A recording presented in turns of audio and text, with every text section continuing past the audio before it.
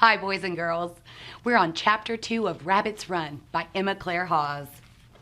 Chapter 2, The Meetings. Rabbit called the first meeting for that Wednesday afternoon at 2 o'clock, and everyone agreed to be there. Wednesday, 2 p.m. Rabbit stood proudly in front of the other animals on a tree stump with a tall black hat on. When Wise Old Owl saw Rabbit's fancy hat, he said, "Rabbit, why do you have that ridiculous hat on?" Rabbit responded, "I am the mayor of Rabbit's Run. After all, it was named after me. Also, I am tired of Nana calling me beautiful." He sniffled. "I'm handsome, not beautiful. Mrs. Rabbit is beautiful. Wait until you see her hat." So they all voted Rabbit was the mayor. Rabbit said, "We have a problem. Well, maybe a problem with the kids they plan to bring here. Does anybody have any suggestions on how we should handle this?"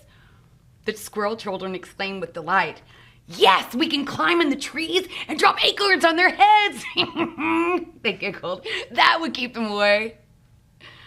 Mrs. Squirrel scolded her children. "Now stop that. We will have none of that here at Rabbit's Run."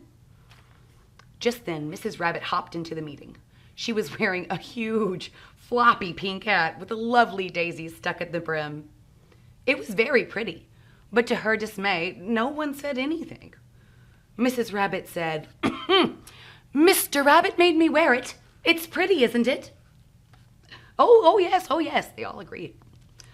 Wise Old Owl said, "We are worried, but there's probably nothing to be worried about."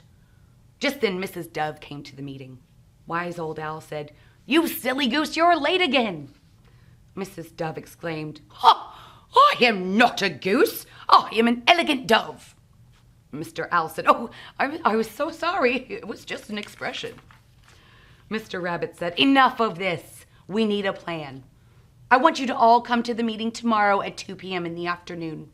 I want all of you to have suggestions on how to handle the kids when they come here."